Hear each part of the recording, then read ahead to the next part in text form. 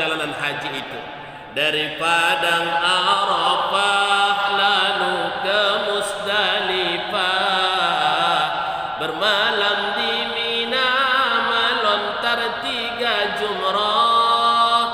Dari Padang Arafah lalu ke Musdalifah, bermalam di Mina melontar 3 jumrah. Syarat rukun haji sempurnalah sudah, semoga ibadah haji mabrurah, semoga ibadah haji mabrurah. Bismillahirrahmanirrahim. Assalamualaikum warahmatullahi wabarakatuh.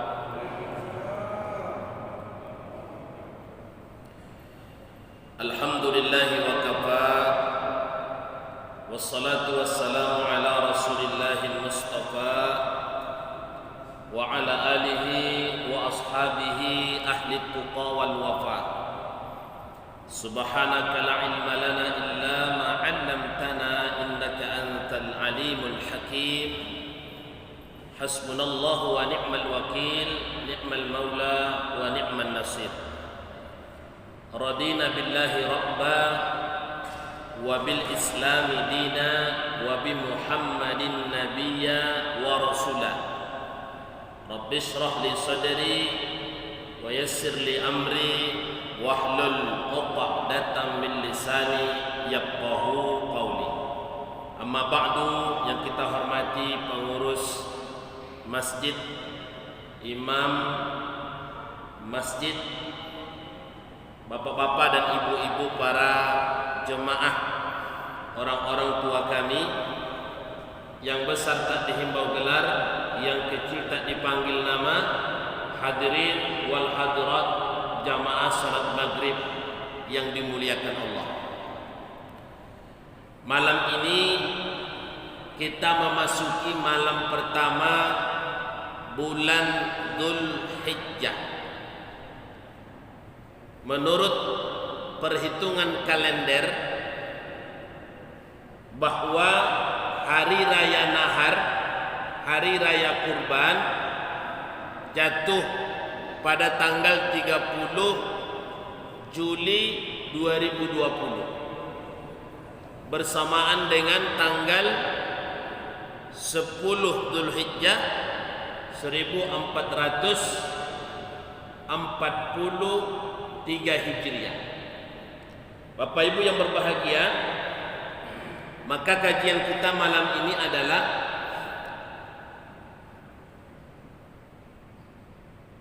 mengupas di balik kemuliaan 10 awal pertama bulan Dzulhijjah.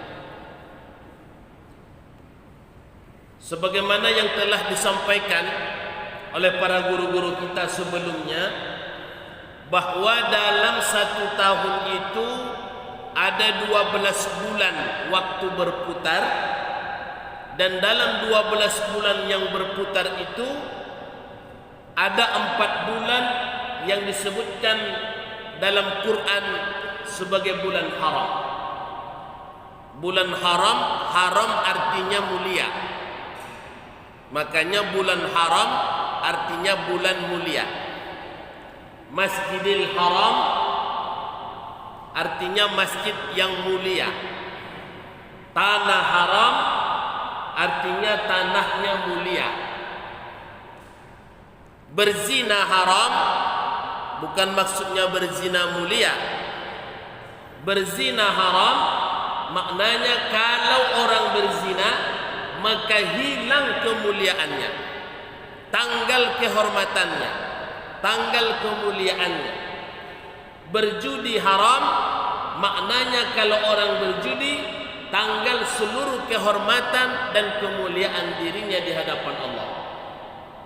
Maka bulan haram yang 4 bulan tadi termasuk urutan yang kedua setelah bulan Dzulqa'dah adalah bulan Dzulhijjah. Kemudian habis bulan Dzulhijjah bersambung lagi kepada bulan Muharram, mengawali tahun baru Islam, tahun baru Hijriah. Jadi 3 bulan ini memang spesial Pak.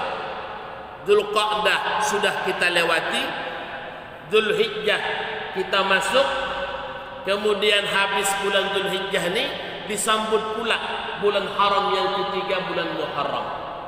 Setelah itu baru kita kemudian melewati beberapa bulan untuk menemui bulan haram berikutnya adalah di bulan Rajab. Jadi setelah Muharram, Safar.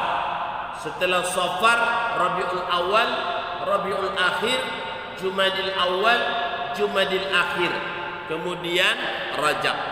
Jadi ada 5 bulan yang menjadi jarak daripada bulan Muharram kemudian ke bulan Rajab. Tapi sekarang kita ini sedang berturut-turut untuk menggapai 3 bulan yang mulia, Dzulqa'dah, Dzulhijjah, kemudian Muharram. Bapak Ibu rahimakumullah, sangat sedikit pengetahuan orang tentang hikmah dan fadilah daripada 10 awal pertama bulan Dzulhijjah. Maka kita angkat dasar yang pertama yang menunjukkan bahawa 10 awal pertama Dzulhijjah itu sebagaimana yang disebutkan dalam Quran surah Al-Fajr. Letaknya di juz 30. Surah Al-Fajr yang diawali dengan huruf sumpah. Bismillahirrahmanirrahim. Wal fajr wa layalin ashr. Wal fajr. Ayat yang kedua juga diawali dengan huruf sumpah, wa layalin ashr. Wal fajr demi waktu fajar, wa layalin ashr demi malam yang 10. Maka 2 ayat ini Bapak Ibu yang berbahagia ditafsirkan oleh Ibnu Abbas, sahabat Nabi yang ahli tafsir, yang dijamin penafsirannya itu terjaga, adalah salah satunya Ibnu Abbas radhiyallahu anhu. Begitu juga 2 ayat ini dikupas oleh 2 ulama mufassirin, Ibnu Katsir rahimahullahu taala. Begitu juga ditafsirkan oleh Imam At-Tabari. Dalam tafsirnya At-Tabari menjelaskan bahawa yang dimaksud oleh Allah walayalin ashr, demi malam yang 10, adalah 10 awal pertama bulan Dzulhijjah. Jadi ada angka-angka 10 ni Bapak Ibu yang menjadi diistimewakan. Kalau Ramadan, maka 10 akhir Ramadan itu yang diistimewakan. Kalau di bulan Dzulhijjah, maka 10 malam pertama itu yang dimuliakan oleh Allah. Kalau di bulan Muharram, maka yang dimuliakan juga 10 pertama di awal bulan Muharram. Jadi angka 10 ini menjadi angka spesial. Di bulan Ramadan 10 terakhir, di bulan Dzulhijjah 10 pertama, di bulan Muharram 10 pertama juga. Maka 10 awal malam pertama bulan Dzulhijjah ini sengaja kemudian Allah mengawali dengan huruf sumpah, walayalin ashr. Kenapa Allah bersumpah Bapak Ibu? Maka dalam penjelasan ulama dikatakan bahawa di balik sumpah Allah itu menunjukkan bahawa Allah ingin menggambarkan, memberitakan kepada kita ada kemuliaan yang harus kita raih di balik sumpah itu. Bukan hanya di surah ini aja Allah bersumpah. Banyak ayat-ayat yang Allah bersumpah. Bahkan satu hari satu malam tu tidak kurang Allah bersumpah 5 kali Bapak Ibu yang berbahagia. Wal fajr, demi waktu fajar. Was subuhi idza tanaffas, demi waktu subuh. Kenapa Allah bersumpah di waktu fajar? Ternyata ada satu ibadah yang harus kita dapatkan di waktu fajar itu sebelum kita salat fajar ada ibadah yang nilainya menyamai dunia dan seluruh isinya. Apa itu? Qabliyah subuh. Rakaatul fajri khairun minad dunya wa ma fiha. 2 rakaat salat sunat fajar kata Rasulullah lebih baik daripada dunia dan seluruh isinya. Hingga kemudian karena mulianya, karena tingginya, karena besarnya pahala 2 rakaat qabliyah subuh itu, sampai kemudian Nabi mengkhususkan ayat yang dibaca dalam 2 rakaat itu. Tidak semua solat Nabi mengkhususkan ayatnya Bapak Ibu. Tapi kalau yang solat sunat qabliyah subuh itu dikhususkan Nabi di rakaat pertama dia membaca qul ya ayyuhal kafirun. Di rakaat yang kedua dia membaca qul huwallahu ahad.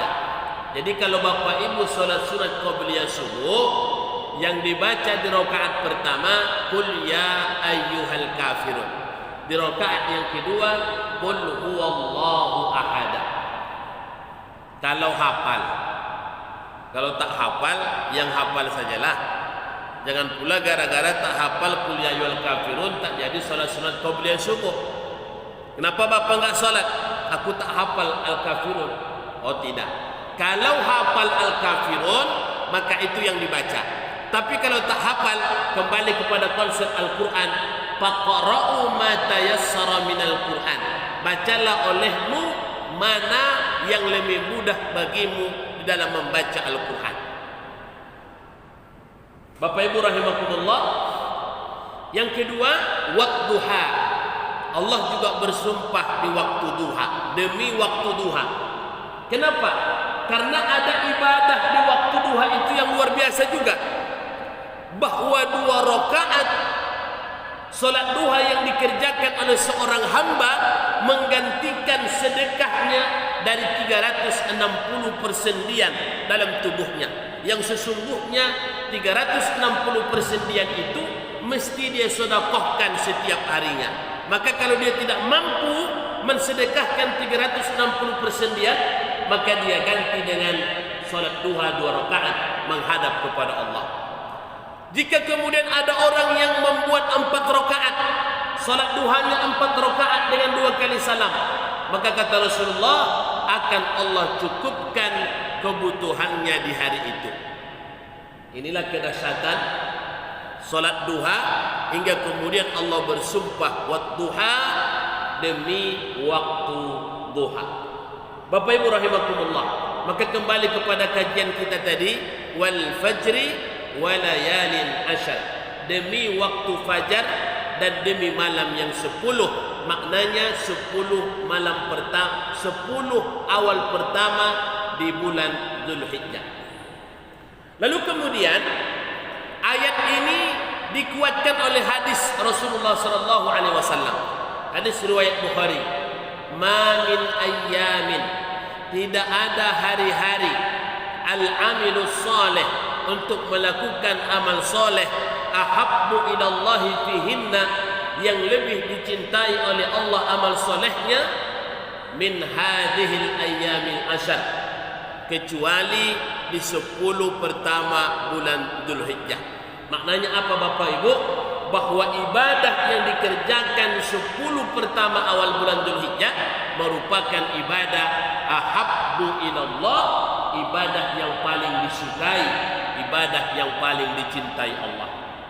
Wa qalu ya Rasulullah, datang para sahabat, ya Rasulullah, walal jihadu fi sabilillah, bukankah amal jihad itu lebih tinggi pahalanya di sisi Allah? Wa qala, maka Rasulullah mengatakan walal jihadu fi sabilillah, tidak juga pahala jihad di jalan Allah, illa kecuali kharaja rajulun min baitihi, seorang laki-laki yang keluar dari rumahnya, binafsihi wa malihi, dia bawa dirinya dan harta-hartanya, falam yarji' bidzalika bisyai', lalu kemudian dia kembali pulang tanpa membawa hartanya sedikit pun. Artinya apa Bapak Ibu? Setiap amalan yang dikerjakan di 10 pertama bulan Dzulhijjah ini lebih tinggi pahalanya, nilainya daripada pahala jihad. Kan pahala yang paling tertinggi itu kan jihad, Pak. Tak ada lagi yang bisa menandingi pahala jihad. Tapi khusus amal soleh yang dikerjakan di 10 pertama bulan Dzulhijjah lebih Allah sukai daripada pahala jihad. Kecuali, ada kecuali, Pak. Apa kecualinya? Ada orang yang berjihad, dia keluar dengan dirinya dan harta-hartanya. Semua hartanya dia bawa, lalu kemudian dia pulang tak membawa kembali hartanya sedikit pun. Kalau ada orang yang beramal seperti itu, barulah amalnya tetap di atas daripada amal yang dikerjakan di 10 pertama awal bulan Dzulhijjah. Jelas ya, Pak ya? Jadi kalau Bapak mau berjihad dengan seluruh harta, Bapak punya mobil, mobil ini harganya 120 juta, dikorbankan di jalan Allah. Bapak punya rumah, harga rumah Bapak ini harganya 250 juta contoh nih. Kemudian itu pun dikorbankan di jalan Allah. Lalu Bapak Ibu punya ladang sawit sekitar 10 hektar, harganya 1,5 miliar, itu pun dikorbankan di jalan Allah. Lalu kemudian Bapak Ibu punya ladang karet 5 hektar di kampung, seharga 350 juta, itu pun dikorbankan di jalan Allah. Semua harta yang dikorbankan di jalan Allah tanpa tersisa sedikit pun, baru kemudian tak dapat mengalahkan, tak dapat dikalahkan oleh ibadah yang dikerjakan di 10 pertama awal bulan Dzulhijjah. Jadi saya sampaikan ini Bapak Ibu supaya betul-betul kita fokus bagaimana kita bisa mengambil kesempatan yang baik, berada di bulan yang baik, pada hari-hari terbaik di sisi Allah untuk melakukan berbagai kegiatan amal-amal yang soleh. Termasuklah Bapak Ibu yang duduk bersama dalam pengajian yang barokah mulia ini. Orang pulang tapi Bapak Ibu duduk di sini. Artinya apa? Amal kita malam ini melebihi daripada amal jihad, kecuali berjihad dengan seluruh hartanya dan dirinya di jalan Allah. Bapak Ibu rahimakumullah, maka masjid menjadi saksi, malam ini menjadi saksi di bulan ini yang penuh keberkahan bahwa kita melakukan amal terbaik, yaitu duduk berkumpul dalam satu majelis yang disebut dengan majelis zikir. Selama kita duduk di majelis ini, selama itu pula doa malaikat kepada kita. Kapan putusnya doa malaikat itu? Kalau Bapak Ibu batal wuduknya. Jadi kalau batal wuduk, keluar, ambil wuduk, masuk balik ke masjid. Karena kalau batal wuduk dibiarkan, maka putus doa malaikat kepada kita. Baik, Bapak Ibu rahimakumullah, lalu amal apa saja yang dituntut untuk kita lakukan di 10 pertama awal bulan Dzulhijjah ini? Yang pertama adalah puasa. Ya Bu, puasa. Dalam kitab Al-Majmu' yang ditulis oleh Imam An-Nawawi bermazhab Imam Syafi'i, dalam kitab Syarah Muhadzab mengatakan bahwa bagi orang yang mampu berpuasa dari tanggal 1 sampai tanggal 9 full di bulan Dzulhijjah ini, maka boleh dia kerjakan.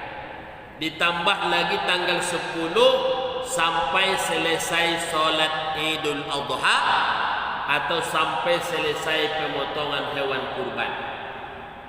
Karena Nabi di tanggal 10 Dzulhijjah itu, di hari nahar itu, hari raya kurban itu, habis Nabi sholat, Nabi naik di atas mimbar, kemudian Nabi berkhutbah. Setelah itu Nabi turun dari khutbah, dia sembelih korbannya, dia sembelih kambingnya. Setelah itu kemudian dia ambil hatinya, hati itu kemudian dimasak setelah dimasak, itulah berbukanya puasanya Rasulullah sallallahu alaihi wasallam. Cuma di daerah kita ini kan penyembelihannya agak lambat, Pak. Karena orang setelah pulang dari sholat makan lontong dulu, Pak. Makan lontong, makan lotek, makan lemang, pokoknya yang pangkalnya L lah. Lotek, lontong, lemang, lupis, pokoknya LL itu biasanya itu sarapannya itu.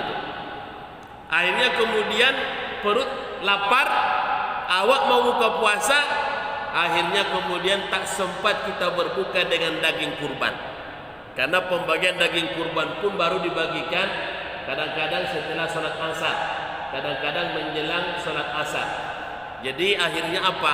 Tidak bisa kita dapatkan apa yang kita inginkan. Tapi Nabi tidak seperti itu. Daging kurban itulah sebagai buka puasanya Nabi di tanggal 10 Dzulhijjah. Jadi Bapak Ibu, kalau mampu berpuasa selama 9 hari full, tanggal 1, 2, 3, 4, 5, 6, 7, 8, 9, 9-nya kan hari Arafah, ditambah dengan tanggal 10 sampai selesai Id, boleh dilaksanakan. Karena menurut Imam Nawawi, ditulisnya dalam kitabnya Sarah Muhadzab, kitabnya Al-Majmu', bahwa dianjurkan bagi mereka yang ada kemampuan berpuasa selama 9 hari full ditambah dengan 1 hari tanggal 10. Tapi kalau tidak mampu, maka ambil puasa yang paling afdalnya. Apa itu? Tanggal 9 Dzulhijjah, yang disebut dengan puasa Arafah. Arafah apa artinya, Bu? Ibu, apa arti Arafah? Kita sering bilang Arafah, Arafah. Arafah itu apa artinya, Pak? Mengenal. Makanya di Makkah padang Arafah, tempat orang mengenal. Mengenal siapa? Bukan mengenal kawan, bukan mengenal orang, mengenal diri. Untuk apa diri ini dikenal? Man arafa nafsah faqad arafa rabbah. Siapa yang mengenal dirinya, maka dia akan mengenal Tuhannya. Itu konsep awal dalam akidah, Pak. Konsep awal dalam bertauhid, konsep awal dalam masalah akidah, man arafa nafsah faqad arafa rabbah. Kalau dia sudah kenal dirinya, maka dia akan kenal kepada Tuhannya yang menciptakannya. Tapi orang kalau tidak mengenal dirinya siapa, maka dia akan tidak tahu siapa Tuhan yang menciptakannya, dan dia tidak akan tahu arah perjalanannya setelah dia diciptakan oleh Allah. Maka di Arafah itulah kita mengenal semua orang berwukuf serentak, yang sehat, yang sakit, yang dirawat, yang tak dirawat, yang diinfus, yang tak diinfus, yang sakit-sakit kepala, sakit gigi, sakit mata, flu, demam, batuk, semuanya dibawa ke lapangan. Bahkan yang dirawat di Otname pun dibawa ke lapangan, walaupun dia wukuf dalam ambulan itu. Kenapa? Karena wukuf menjadi rukun daripada ibadah haji. Bahkan puncak daripada haji itu adalah Al-Hajju Arafah. Haji itu adalah di Arafah. Kalaulah yang 5 juta lebih kurang orang berwukuf di padang Arafah mampu mengenal dirinya siapa, maka kembalilah dia pulang ke tanah air dengan membawa haji yang mabrur. Fala rapas, dia tidak berbuat rapas. Wala pusuk, tidak ada kefasikan yang dia lakukan. Wala jidal, tidak pula dia mau berbantah-bantah hingga dia mendapatkan haji yang sempurna. Inilah sebenarnya target haji itu. Tapi kadang-kadang yang namanya ibadah kadang berhasil, kadang tidak, Pak. Ada orang setelah pulang haji tambah baik, alhamdulillah. Ada orang setelah pulang haji tak pernah lagi meninggalkan masjid, alhamdulillah. Ada orang setelah pulang haji tak mau dia berdebat-debat, walaupun yang diperdebatkan itu masalah hilafiyah, alhamdulillah. Ini kadang-kadang yang diperdebatkan hilafiyah, antara doa bersama dengan tidak, zikir bersama dengan tidak, kunut atau tidak kunut. tarawihnya 11 atau 20, 23. Yang khilafiyah diperdebatkan. Yang berdebat itu orang yang sudah sampai ke tanah suci, naudzubillah. Maka orang yang baik setelah dia pulang, itulah yang disebut dengan haji mabrur. Dia mengenal dirinya. Setelah dia kenal dirinya Bapak Ibu, maka dianjurkan, diperintahkan Allah dia untuk membuang sifat-sifat setan. Itulah makanya ada melontar. Melontar itu membuang sifat-sifat setan. Kalau sudah mengenal diri, maka supaya diri ini baik, maka dibuang sifat-sifat setan. Maka melontar jumratul ula, jumratul usta, jumratul aqabah 7, 7, 7, 21. Besok sambung lagi 7, 7, 7. Besok sambung lagi 7, 7, 7. 21 kali melontar. Kenapa 21 Pak Ustaz? Ada 21 sifat setan bersarang dalam tubuh manusia. Itulah yang dia buang di sana. Tapi bagi yang tidak paham, dia kira melontar itu melempar batu doang. Akhirnya habis batu dia lempar, sandalnya pun dia lempar juga. Hingga habis melontar itu Pak, berserak-seraklah di bawah tu sandal, sepatu, tas. Termasuk cincinnya pun dilemparnya Pak. Tapi cincin-cincin yang murah-murah Pak. Adapun cincin-cincin yang berwarna-warni itu tidak juga dia mau lempar. Tidak dipahami. Padahal indahnya perjalanan haji itu. Dari Padang Arafah lalu ke Musdalifah, bermalam di Mina melontar 3 jumrah. Dari Padang Arafah lalu ke Musdalifah, bermalam di Mina melontar 3 jumrah. Syarat rukun haji sempurnalah sudah. Semoga ibadah haji mabrurah. Semoga ibadah haji mabrurah. Datang kawannya yang pukul gendang, la la la la la la la. Makanya tidak jadi mabrur Pak. La la la la itu yang membuat rusak itu. La itu kalau kamu di pondok Pak, arti la itu tidak. La taf'al, jangan engkau perbuat. La tansur, jangan engkau tolong. La tubusir, jangan engkau lihat. Itulah la la la la la la la. Maka nak jadi haji mabrur. Rusak padahal sudah didoakan tadi Pak.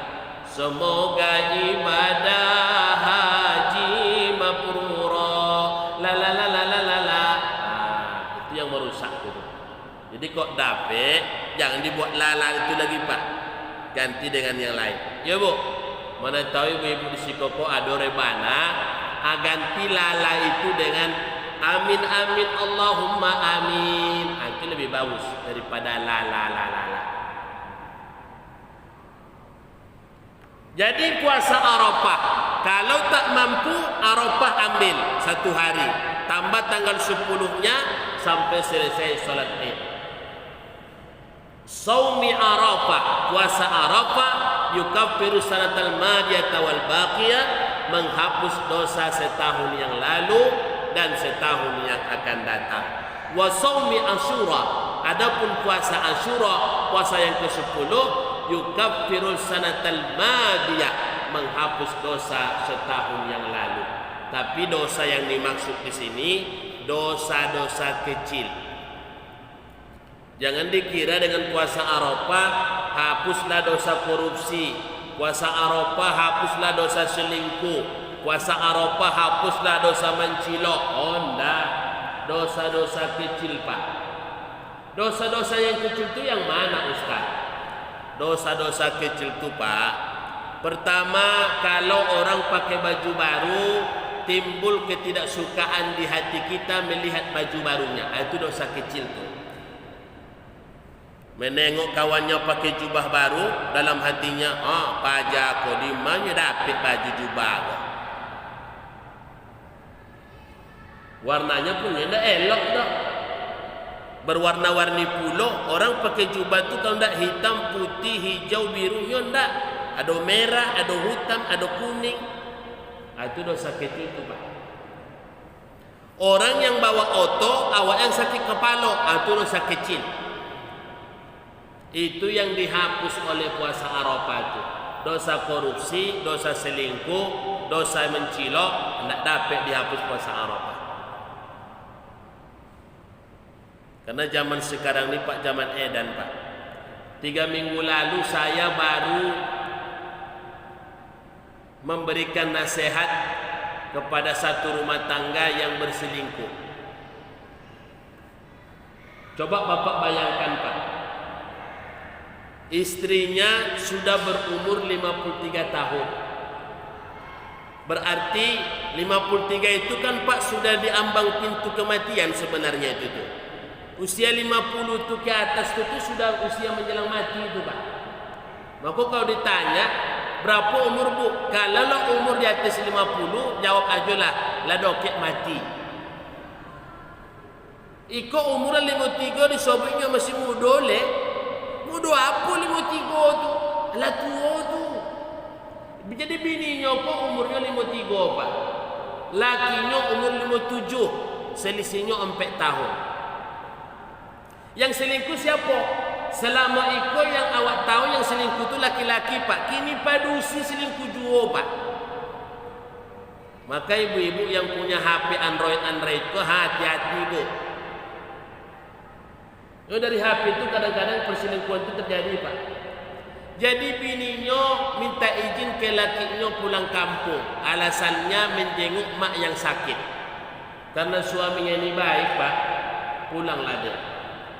Tidak pantas pula kamu tidak menjenguk mak yang sakit di kampung. Pulanglah kamu duluan. Nanti abang nyusul di belakang. Dikasih ongkos, dikasih uang, dikasih belanja. Seminggu, 2 minggu tak ada kabar Pak. Ditelepon oleh lakinya. Di mana sekarang dek? Di kampung Bang. Apa berita mak yang sakit udah sehat? Itulah Bang, makin parah sakit mak. Sekarang uang yang abang kasih pun sudah habis Bang. Bisa abang kirim lagi uang? Oh ya nanti abang transfer. Ditransfer uang Pak. Sebulan berjalan, tidak juga ada kabar Pak. Ditanya di telepon, rupanya katanya masih di kampung juga. Apa perkembangan mak yang sakit masih begitu juga, makin parah. Akhirnya lakinya ini Pak tidak enak. Mak mertua yang sakit di kampung sudah sebulan belum juga sembuh-sembuh, akhirnya dia pun niatkan mau pulang juga menengok mertua. Itulah kalau dapat menantu yang elok tu Bu. Kok ada menantu parah daripada Abu Lahab le Pak? Menantu yang parah daripada Abu Lahab tu yang mana? Lah sakit mentua nak ditengoknya dah. Padahal mentuanya tak jauh-jauhnya Pak. Menantu tu tinggal di Panam, mentuanya di Marpoyan. Kan doh kayak tu Pak, Panam, Marpoyan. Panam kecamatan Tampan, kecamatan Marpoyan. Sama-sama N ujungnya itu Tampan Marpoyan. Sakit mentuanya Pak di Marpoyan, tak ditengok sama menantunya. Aku menantu mirip-mirip Abu Lahab kok. Tapi kok menantu elok Pak. Pulangnya ke kampung menjenguk mentua yang sakit kok. Rupanya sampai di kampung Pak, ndak ada bininya di kampung kok. Ditanya mak tu jadi si Anu ndak datang mak, ndak datang ke sini mak. Ndak ada dah nak, kata mentuanya. Ndak ada per istri itu ke kampung tu Pak. Rupanya dicari-cari berita dia sudah selingkuh dengan sopir. Sopir pula tu. Kok sopir kok kini hati-hati Bapak Ibu. Tapi ambo ndak menyoni sopir apa. Itu masalah rahasia perusahaan sopir. Yang jelas selingkuhannya sopir salah. Yang kini kok yang selingkuh yang padusi banyak job. Oleh karena itu balik kepada konsep awak tadi, manusia kalau seperti itu perbuatannya Pak, berani juga ada yang menikahkan, ini sudah kualat. Tapi kadang-kadang nikah siri ini kan mencari untungnya besar Pak. Saya pernah ditawarkan Pak Ustaz Asul Harahap, ya, mau ndak Ustaz menikahkan saya dengan wanita itu? Kami mau nikah siri, saya bayar Ustaz 25 juta. Bayangkan tuh Pak, nikah di bawah tangan, digaji saya 25 juta Pak. Kalau nafsu yang saya kedepankan, tentu akan saya ambil uang 25 juta itu. Jadi dosa yang seperti ini nggak bisa dihapus dengan puasa Arafah. Itu amalan pertama. Amalan yang kedua, apa yang kita lakukan di 10 pertama awal bulan Dzulhijjah ini? Memperbanyak amal-amal sunat. Salat sunat diperbanyak, banyak bersedekah, banyak berzikir, banyak beristighfar, mohon ampun, bertaubat. Astagfirullah, paling pendek. Astaghfirullahaladzim, boleh. Astaghfirullahaladzim alladzi la ilaha illa huwal hayyul qayyum wa atubu ilaih. Ada satu lagi Pak, namanya Sayyidul Istighfar. Berapa kali dibaca sehari semalam Pak? Sayyidul Istighfar itu berapa kali dibaca sehari semalam? 2 kali. Sekali di waktu habis salat subuh, sekali dibaca setelah lepas salat asar. Allahumma anta rabbi la ilaha illa anta khalaqtani wa ana abduka wa ana ala ahdika wa 'adika mastata'tu a'udzu bika min syarri ma sana'tu abu'u laka bi ni'matika 'alayya wa abu'u bi dhanbi faghfir li fa innahu la yaghfiru dzunuba illa anta. Ini namanya Sayyidul Istighfar. Siapa yang membacanya selepas salat subuh sekali, kalau dia meninggal siang harinya dan dia tidak melakukan syirik perbuatan dosa besar, maka Allah akan mengampuninya. Siapa yang membacanya sekali setelah salat asar, andaikan dia meninggal malam harinya dan dia tidak melakukan syirik dan dosa besar, maka Allah pun akan mengampuninya. Jadi jangan lupa, habis subuh sekali, habis asar sekali. Sayyidul Istighfar. Yang belum hafal, tolong dihafal. Pendek. Allahumma anta rabbi la ilaha illa anta khalaqtani wa ana abduka wa ana ala ahdika wa wa'dika mastata'tu a'udzu bika min syarri ma sana'tu abu'u laka bi ni'matika alayya wa abu'u bi dhanbi faghfir li fa innahu la yaghfiru dzunuba illa anta. Terakhir, amal terbaik di 10 pertama Dzulhijjah ini berkurban. Bapak-bapak, ibu-ibu yang ikut berkurban tahun ini, alhamdulillah. Tapi satu yang harus diketahui, bagi yang ikut berkurban, mulai hari ini sudah mulai menahan. Tidak potong kuku, tidak menggunting rambut, tidak mencabut bulu. Ini disunnahkan, bukan wajib, sunnah. Tak memotong kuku, tidak menggunting rambut, tidak mencabut bulu. Tapi kalau sudah kukunya mirip-mirip kuku nenek lampir, potonglah. Tapi kalau tidak, bisa dipotong Pak. Nanti dipotong kapan? Setelah kurbannya disembelih. Bahwa ibadah kurban, ibadah yang besar di hadapan Allah. Berapa pahalanya? 1 helai, 1 pahala. Berapa jumlah helainya? Segitulah pahala yang berkurban itu. Maka dianjurkan Pak, kurban itu dicari yang gemuk-gemuk, yang besar-besar badannya, supaya bulu-bulunya banyak. Jangan dicari yang kurus-kurus kerempeng. Sudah itu yang kedua, kita yang berkorban ini Pak, percayakan sepenuhnya kepada panitia. Jangan banyak protes, jangan banyak mengumpat, mencela dan sebagainya.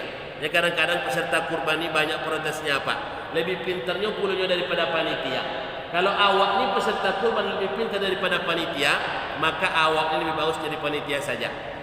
Oleh karena itu, serahkan sepenuhnya kepada panitia, biar mereka yang mengolah kurban ini. Insya Allah kurban kita mudah-mudahan tahun ini diterima Allah Subhanahu wa Ta'ala. Amin ya Rabbal Alamin. Tinggal 2 menit setengah. Ada yang bertanya Bapak Ibu, silahkan. Ibu-ibu ada pertanyaan? Bapak-bapak? Baik. Kalau tidak ada, kita cukupkan sampai di sini. Dan korban ini Pak, korban ini kalau nanti tidak bisa disembelih pada hari Jumat, seandainya kita hari raya kurbannya Jumat, maka boleh disembelihnya hari Sabtu, hari Tasyrik, tanggal 11, 12, 13. Jadi batas penyembelihan itu Pak sampai tanggal 13. Lewat tanggal 13 tidak ada lagi namanya kurban. Dan tidak pula disebut kurban jika disembelih sebelum tanggal 10. Misalkan Pak tanggal 9 dipotong kurbani, itu bukan kurban namanya pemotongan sapi. Jadi batasnya 4 hari, 10, 11, 12, 13.